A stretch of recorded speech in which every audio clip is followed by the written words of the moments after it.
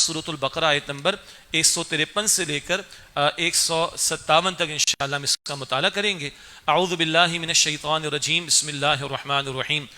یا ایھا الذین آمنوا استعینوا بالصبر والصلاۃ، اے ایمان والو صبر اور نماز کے ذریعے مدد مانگو۔ ان اللہ مع الصابرین، بے شک اللہ تعالیٰ صبر کرنے والوں کے ساتھ ہے۔ یہ البقرہ کی آیت نمبر 153 ہے، 150 آیات اس سے قبل ہیں۔ ان 150 آیات میں اکثر بیان امت مسلمہ سابقہ بنی اسرائیل کا ہے، اور ہماری امت یعنی نبی اکرم علیہ السلام کی امت سے پہلے وہ امت مسلمہ تھے، ان کے کرتوت، ان کی نافرمانیاں، ان کا تذکرہ ہماری عبرت کے لیے ہوا، اور نبی اکرم علیہ السلام کی امت سے باقاعدہ خطاب اس مقام سے ہوتا ہے۔ ہاں ایک خطاب ہے، اس کا میں بھی اشارہ کروں گا، کہ جس میں اس امت کی ذمہ داری کا ذکر آیا، بلکہ وہ 10 آیات پہلے ہی ہے۔ یہ آیت 153 ہے۔ آیت نمبر 143 میں 143 میں فرمایا وَكَذَلِكَ جَعَلْنَاكُمْ أُمَّةً وَسَطًا لِتَكُونُوا شُهَدَاءَ عَلَى النَّاسِ وَيَكُونَ الرَّسُولُ عَلَيْكُمْ شَهِيدًا۔ اسی طرح اے مسلمانوں، ہم نے تمہیں درمیانی امت بنایا۔ وسط کہتے ہیں درمیان کو بھی، بہترین کو بھی، معتدل کو بھی۔ یہ امت بہترین بھی ہے اور یہ درمیانی راہ پر ہے، افراد و تفرید پر نہیں ہے، ایکسٹریمز پر نہیں ہے، اور یہ معتدل بھی ہے، بہترین صلاحیت اس کو دی ہے، بہترین نظام اللہ نے دیا، بہترین تعلیم دی ہے۔ کیوں امت وسط بنایا؟ تاکہ تم لوگوں پر اللہ کے دین کے گواہ بنو، اور رسول اللہ صلی اللہ علیہ وسلم تم پر اللہ کے دین کے گواہ بن جائیں۔ پچھلی امت معزول کر دی گئی، البقرہ کا دوسرا پارہ اس کے آغاز میں ذکر آتا ہے، اور تحویل قبلہ ہو گیا، بیت المقدس کی جگہ بیت اللہ کو قبلہ بنا دیا گیا، اور نبی اکرم علیہ السلام کی امت کو امت وسط قرار دیا گیا۔ اب تم نے شہادت کا فریضہ انجام دینا ہے، جیسے محمد مصطفیٰ نے ادا کیا، انجام دیا صلی اللہ علیہ وسلم۔ اب اس شہادت کا فریضے کو انجام دینا، اپنے قول سے بھی دین کی گواہی پیش کرنی، اپنے کردار سے بھی دین کی گواہی پیش کرنی، اپنے اعمال سے بھی دین کی گواہی پیش کرنی ہے، اور اللہ کے دین کو قائم کر کے دنیا کے سامنے پیش کرنا ہے۔ اقامت دین کی جد و جہد، نفاذ دین کی جد و جہد، غلبہ دین کی جد و جہد، یہ جو امت کی ذمہ داری ہے، شہادت علی الناس، لوگوں پر اللہ کے دین کی گواہی پیش کرنا، یہ آسان کام تو نہیں ہے۔ اس کے لیے مدد کی ضرورت ہے۔ مدد کہاں سے ملے گی؟ وہ اس مقام پر بات شروع ہو رہی ہے، اور اس صورت میں البقرہ میں یہ پہلا باقاعدہ خطاب ہے نبی اکرم علیہ السلام کی امت سے، اور پھر آخر تک مستقل خطاب نبی اکرم علیہ السلام کی امت سے۔ الفاظ ہے یا ایھا الذین آمنوا، اے ایمان والو۔ یہ انداز قرآن حکیم میں 89 مرتبہ ہے، 89 ٹائمز یا ایھا الذین آمنوا۔ قرآن کی دعوت یونیورسل ہے، 13 مرتبہ کم از کم قرآن میں آتا ہے یا ایھا الناس، اے لوگو۔ وہ دعوت یونیورسل ہے سارے انسانوں کے لیے، لیکن جو دعوت ایمان قبول کر لیں، محمد مصطفیٰ علیہ السلام پر ایمان لے آئیں، وہ یا ایھا الذین آمنوا کے زمرے میں آ جاتے ہیں۔ اور اب ان کی تعداد کم و بیش اس وقت کے حالیہ اعداد و شمار کے مطابق 2 ارب سے زیادہ ہے۔ تو جب اللہ یا ایھا الذین آمنوا کہتے تو ہمیں ہماری خوش نصیبی پر اللہ کا شکر ادا کرنا چاہیے۔ ماں کی گود میں کلمہ مل گیا، اس امت میں شامل کر دیے گئے، اس کا احساس بھی ہو، ادراک بھی ہو، اور اس کے تقاضوں کو بھی پورا کرنا ہے۔ تو جب اللہ یا ایھا الذین آمنوا کہتا ہے تو بقیہ لوگوں سے الگ کر کے ہم سے اور آپ سے خطاب کرتا ہے۔ بقیہ کو تو کہتا ہے مانو، اور ماننے والوں سے کہتا ہے کہ یہ کرو۔ ٹھیک، یہ خطاب جب بھی آئے تو اپنی خوش نصیبی کا بھی ادراک رہے اور توجہ رہے کہ اللہ تقاضے کر رہا ہے۔ کیا؟ استعینوا بالصبر والصلاۃ، صبر اور نماز سے مدد حاصل کرو۔ صبر کیا ہے؟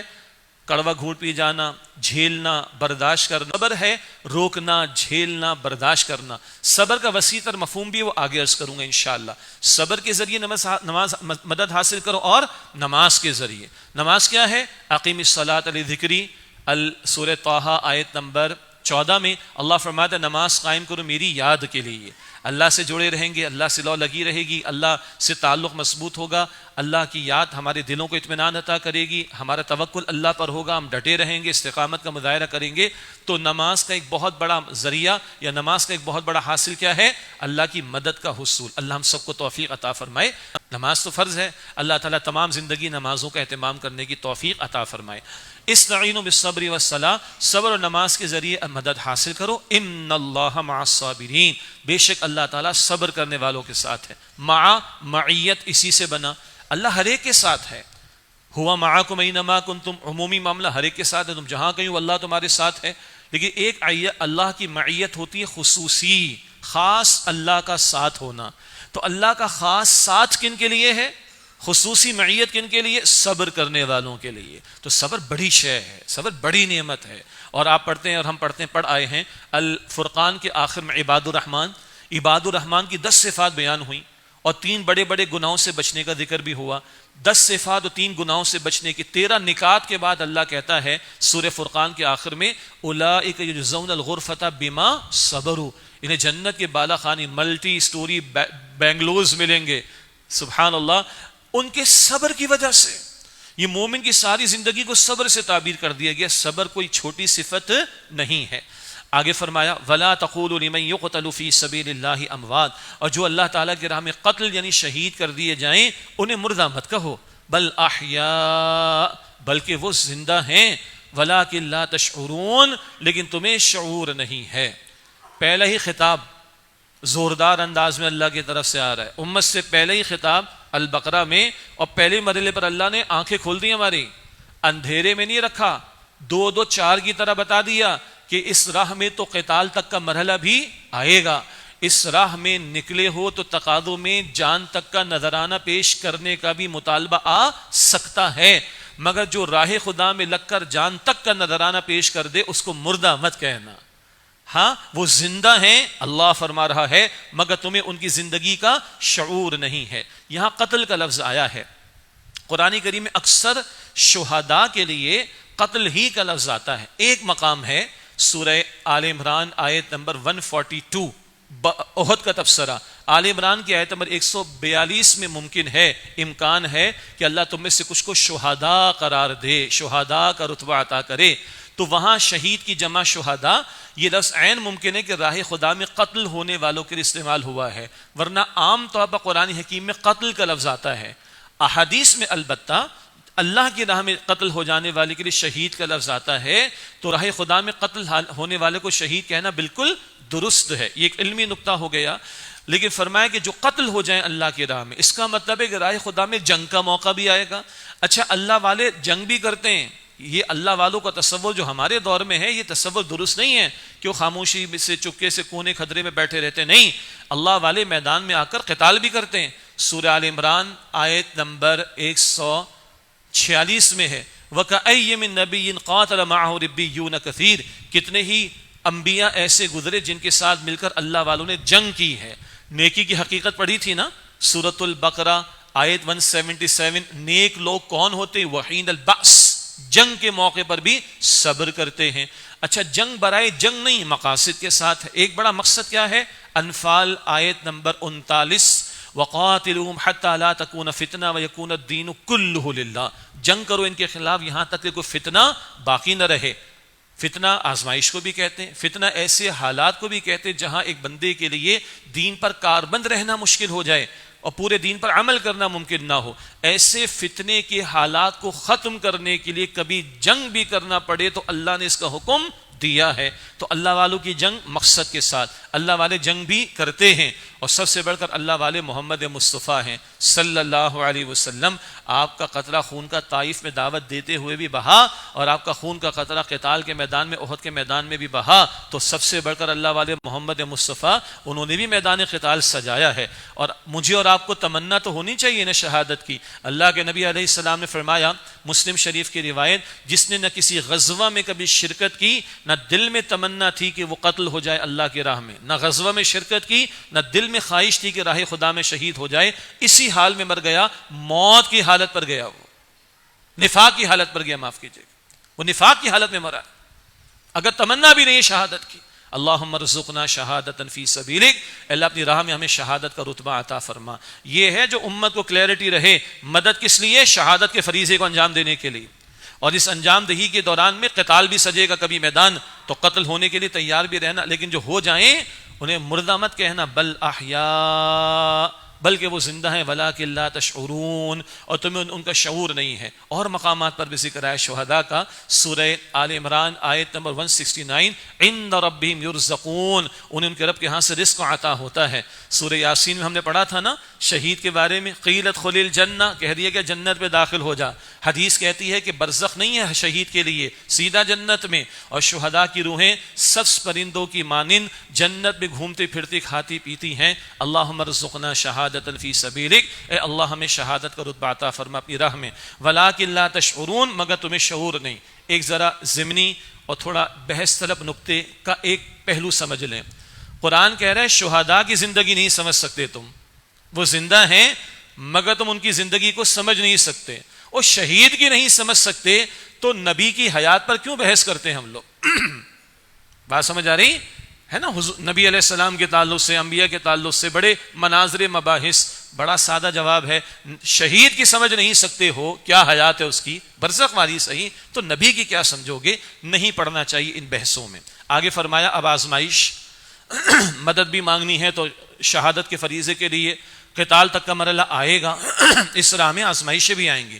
قتل ہو جانے کا معاملہ تو آخری ہے نا، قتل ہو جانے کا معاملہ تو آخری مرحلہ ہے نا، اس سے پہلے بھی تو بہت سارے مراحل آئیں گے۔ اب ان مراحل کے اندر آزمائشیں، امتحانات، ٹرائلز آئیں گے، اس میں تمہیں مصائب سے گزارا جائے گا، اس کا تذکرہ فرمایا وَلَنَبْلُوَنَّكُمْ بِشَيْءٍ مِّنَ الْخَوْفِ وَالْجُوعِ وَنَقْصٍ مِّنَ الْأَمْوَالِ وَالْأَنفُسِ وَالثَّمَرَاتِ، اور ہم ضرور تمہاری آزمائش کریں گے کسی قدر، سبحان اللہ، فلی نہیں، کمپلیٹلی نہیں، پارشلی بھی نہیں کہا، کسی قدر۔ اللہ اللہ ہے نا، اللہ خالق ہے، اس سے معلوم ہے اَلَا يَعْلَمُ مَنْ خَلَقَ، سورہ ملک، کیا وہ نہ جانے گا جس نے پیدا فرمایا؟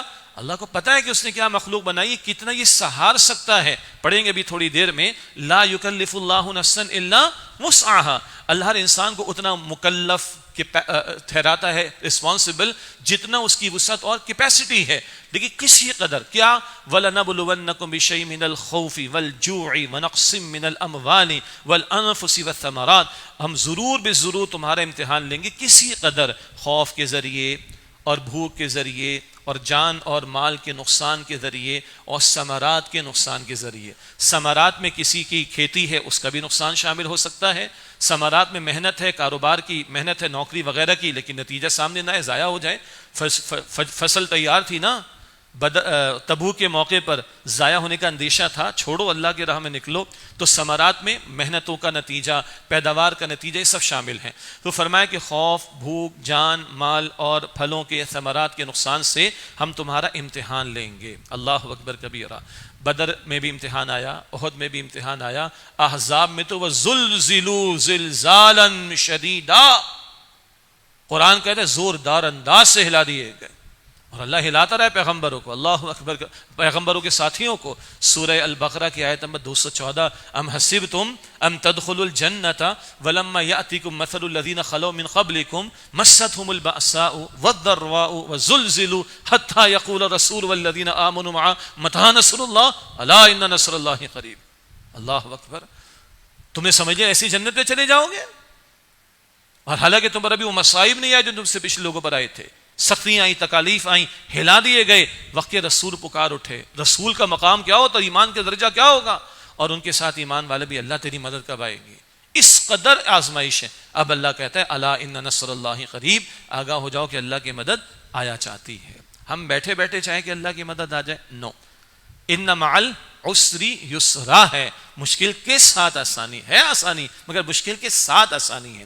یہاں فرمایا کہ یہ مسائل تو آئیں گے، آزمائشیں تو آئیں گی، جان، مال، بھوک، خوف اور پھلوں کے نقصان وغیرہ سے، ان سب کے لیے تیار رہنا ہے۔ اللہ کے پیغمبر سے پوچھا گیا صلی اللہ علیہ وسلم، یا رسول اللہ مجھے آپ سے محبت ہے، آپ نے فرمایا سوچ کر کہو کیا کہتے ہو؟ جی مجھے آپ سے محبت ہے۔ یا رسول اللہ مجھے آپ سے محبت ہے، فرمایا پھر تیار ہو جاؤ، ہر طرف سے آزمائشیں تم پر آئیں گی، اور اللہ کے رسول نے فرمایا کہ جتنا مجھے اللہ کے راہ میں ستایا گیا کسی کو نہیں ستایا گیا۔ اللہ اکبر کبیرہ۔ اور ہماری تسلی کے لیے بی بی فاطمہ الزہرا نے فرمایا رضی اللہ تعالی عنہا، جب مصائب اور پریشانی تمہیں پریشان کریں تو میرے ابا جان صلی اللہ علیہ وسلم کو یاد کر لیا کرو۔ آپ کی میری کیا آزمائش ہے، خدا کی قسم میرے چہرے پر، آپ کے چہرے پر، بقول مولانا سید ابو الحسن علی ندوی رحمۃ اللہ علیہ کے، ابھی تو پتھر تو بڑی بات ہے، کسی نے چنے کا دانہ بھی نہیں مارا۔ ہاں ایسے ٹھنڈے ٹھنڈے ماحول میں اگر آج دین کا کام نہیں کر رہے تو ذرا مشقت آئے گی تو کہاں کھڑے ہوں گے؟ اللہ محفوظ رکھے۔ اللہ سے مشقتیں مانگنی نہیں ہیں، آزمائشیں مانگنی نہیں ہیں، آ جائیں تو ربنا افرغ علینا صبرا، اللہ صبر کے دہانے ہم پر کھول دے، اور تیار رہنا، اس راہ میں یہ ہوگا۔ نبیوں کے ساتھ ہوا تو ہماری کیا حیثیت اور اوقات ہے، ہوگا، تیار رہنا ہے۔ لیکن وبشر الصابرین، اور اے نبی صلی اللہ علیہ وسلم صبر کرنے والوں کو بشارت دے دیجئے۔ اب یہ صبر، اللہ اکبر، ابھی دیکھا آپ نے صبر، خوف، بھوک، جان، مال، پیداوار کا نقصان، یہ سارے صبر کے مراحل ہیں۔ ہاں پیر میں کانٹا چھبے، صبر اس پہ بھی کرنا ہے، چراغ بجھے، آگے ذکر آ رہا ہے انا للہ و انا الیہ راجعون، اس پر بھی پڑھنا ہے، مگر صبر کا یہ بہت مختصر پہلو ہے، ہارڈلی 5-10% صبر تو یہ ہے، 80-90% صبر کیا ہے؟ وتواصوا بالحق وتواصوا بالصبر، مل جل کر ایک دوسرے کو حق کی وصیت کرنی ہے، اس راہ میں کڑوے گھونٹ پینے پڑیں گے، وتواصوا بالصبر، اور مل جل کر ایک دوسرے کو انہوں نے صبر کی تلقین کی۔ تو صبر اللہ کی اطاعت کے لیے، تو اطاعت پر بھی صبر، مشقت آئے گی، گناہوں سے بچنا، اٹریکشن ہے، دنیا کھینچتی ہے، گناہ کھینچتے ہیں، صبر کیا؟ روکنا گناہوں سے اپنے آپ کو، صبر کرنا ہے، حق بیان کرنا ہے، مشقتیں آئیں گی، صبر کرنا ہے، امر بالمعروف کا کام کریں گے، کسی کو سمجھائیں بھائی تم اپنا یہ معاملہ درست کرو، نماز تو پڑھو، یہ تو کرو، وہ مشقت آئے گی، ریٹیلیشن آئے گی، نہیں انل منکر کا فریضہ انجام دینا ہے، مشقت تو آئے گی، کسی کے حق کی بات کرے، تم نے اس کا ₹1,00,000 لے کے دبا رکھا ہے، اس کو واپس کرو، مشقت آتی ہے کہ نہیں آتی؟ وہ پلٹ کر پھول پہناتا ہے ہمیں؟ نہ وہ ریٹیلیٹ کرتا ہے۔ تو لاکھ کا حق بیان کرنے کی کوشش کریں تو اتنی مشقتیں آئیں گی۔ اس زمین کا مالک کون ہے؟ اس کے حق کی بات کریں گے تو لوگوں کو ہضم ہوگا، مشقتیں تو آئیں گی، تو صبر وہاں تک چلے گا۔ یہ صبر ہے پوری زندگی کا طرز عمل، یہ صبر ہے پوری زندگی کا توشہ، یہ پوری زندگی کا لائے عمل ہے۔ اس سب پر کہا وبشر الصابرین، اور اے نبی صلی اللہ علیہ وسلم صبر کرنے والوں کو بشارت دے دیجئے۔ کون؟ الذین اذا اصابتهم مصیبہ، وہ کہ جب انہیں کوئی مصیبت آتی ہے، قالوا، وہ کہتے ہیں انا للہ و انا الیہ راجعون، بے شک ہم اللہ کے ہیں اور ہمیں بھی لوٹ کر اللہ کی طرف جانا ہے۔ عام طور پر یہ جملہ ہم کسی کی میت کے موقع پر پڑھتے ہیں، ٹھیک ہے، لیکن عجیب بات ہے کہ اس میت کے لیے، مرنے والے کے لیے اس جملے میں کچھ بھی نہیں۔ انا للہ، ہم بھی بے شک اللہ کے، و انا الیہ راجعون، اور ہمیں بھی لوٹ کر اللہ کی طرف جانا ہے۔ وہ جانے والا آپ کو مجھے بیل دے کے جا رہا ہے، میں تو گیا، تو بھی پیچھے آئے گا بھائی۔ پھر جنازے کی دعا ہے، اس میں بھی عجیب بات ہے، اللہم اغفر لی حینا، پھر ہے ومیتنا، اللہ ہمارے زندوں کی مغفرت فرما، ہمارے مردوں کی مغفرت فرما۔ پہلے کس کی مانگی؟ اپنی۔ قبرستان حضرات کے لیے خواتین کا پسندیدہ نہیں، ویسے دل نرم ہوتے ہیں، واضح نصیحت کفایت کرتا ہے۔ بہرحال قبرستان جاتے دعا، السلام علیکم یا اہل القبور یغفر اللہ لنا ولکم، اللہ ہماری مغفرت کرے، اللہ تمہاری مغفرت کرے، انتم سلفنا، تم چلے گئے، ونحن بالاثر، ہم تمہارے پیچھے پیچھے آنے والے، ہماری یاد دہانی۔ لیکن یہاں عموم کے اعتبار سے، ہاں چراغ بجھا، حضور نے پڑھا انا للہ، اما عائشہ نے پوچھا اللہ کے رسول اس پر بھی اجر ملتا ہے؟ بالکل، کانٹا چبھے گا تب بھی انا للہ پڑھیں گے، مگر زندگی کے تمام مراحل میں آنے والے مصائب پر انا للہ و انا الیہ راجعون۔ بڑے پیارے الفاظ، بلکہ اشعار مولانا محمد علی جوہر کے رحمۃ اللہ علیہ، جیل سے اپنی بیٹی کے لیے، اشعار مجھے زیادہ نہیں آتے، 2-4 ہی یاد، ان میں یہ بھی شامل ہے، ٹھیک ہے؟ رضائے حق پہ راضی رہے، یہ حرف آرزو کیسا، رضائے حق پہ راضی رہے، یہ حرف آرزو کیسا، خدا خالق، خدا مالک، خدا کا حکم تو کیسا۔ بیٹی اگر اللہ واپس لے لے تو اللہ کی امانت، اللہ کے فیصلے پہ راضی رہیں گے، اولاد لے لے اللہ کے فیصلے، اللہ تیرا فیصلہ، تیری امانت، مال کس نے دیا تو اللہ نے، اللہ لے لے تو انا للہ و انا الیہ راجعون۔ آسان بات نہیں ہے، لیکن تقاضا یہی ہے۔ بیماری آ گئی، جان اللہ کی دی ہوئی، جسم تیری مرضی میرے مالک، اللہ اکبر کبیرہ۔ اور اس راہ میں گھر بار لٹ جائے، گھر بار کو، وطن کو چھوڑنا پڑ جائے، کبھی کاروبار کا نقصان ہو جائے، کیریئر کا نقصان ہو جائے، پروفیشن کا نقصان ہو جائے، اپنے ارادے، امنگیں، مستقبل کے منصوبے ایک طرف، میرے رب کا حکم اوپر آئے گا، آسان بات نہیں ہے۔ الذین اذا اصابتهم مصیبہ، جب ان پر کوئی مصیبت آتی ہے، قالوا انا للہ و انا الیہ راجعون، وہ کہتے ہیں بے شک ہم اللہ کے ہیں اور ہمیں لوٹ کر اللہ کی طرف جانا ہے۔ اچھا یہ تم کرو تو رب کی طرف سے کیا ہے؟ تم یہ اظہار کرو کہ تم اس کے فیصلوں پر راضی ہو تو لو رب کا انعام سنو، اولئک علیہم الصلوات من ربہم ورحمہ، یہ وہ لوگ ہیں جن پر ان کے رب کی طرف سے صلوات ہیں۔ صلات کی جمع صلوات، صلات بڑا پیارا لفظ ہے، اور صلوات ہمارے اردو میں بڑے برے معنی میں استعمال ہوتا ہے۔ بزرگوں کو تو اندازہ ہے، اب ینگسٹرز کو تو اردو اتنی نہیں پڑھائی جاتی نا، لیکن صلوات ہمارے ہاں برے معنی میں استعمال ہوتا ہے، غلط بات ہے۔ صلات کی جمع صلوات، صلات اس کو بھی کہتے ہیں اقیم الصلاۃ، اللہ سے لو لگانے کا خاص طریقہ نماز، صلات لو لگانے کے معنی میں بھی، صلات رحمت کے معنی میں بھی، اللہم صلی علی محمد، اے اللہ نبی علیہ السلام پر صلات بھیج، معنی رحمت نازل فرما، ٹھیک ہے۔ صلات دعا کے معنی میں بھی ہے، نبی کو کہا علیہ الصلوۃ والسلام ان صلاتک سکن لہم، سورہ توبہ میں، اے نبی آپ کی دعا ان کے لیے سکون کا باعث ہے۔ یہاں رحمتوں کے معنی میں اولئک علیہم صلوات من ربہم ورحمہ، یہ وہ لوگ ہیں جن پر ان کے رب کی طرف سے صلوات ہیں، عنایتیں ہیں اور رحمت ہے، واولئک هم المہتدون، اور یہی لوگ ہدایت یافتہ ہیں۔ ہدایت چاہتے ہو، صبر سے گزرنا ہوگا، صبر کا مظاہرہ کرنا ہوگا، استقامت کا مظاہرہ کرنا ہوگا، ڈٹے رہنے کا مظاہرہ کرنا ہوگا، مشقتوں کو جھیلنا ہوگا، مصائب میں کھڑا ہونا ہوگا، اللہ سے لو لگانی ہوگی۔ ان اللہ مع الصابرین پہلے کہا، اور اب فرمائے کہ اللہ فرما رہا ہے کہ واولئک هم المہتدون، یہی لوگ ہدایت یافتہ ہیں۔ اللہ تعالی ہمیں ان لوگوں میں شامل فرمائے۔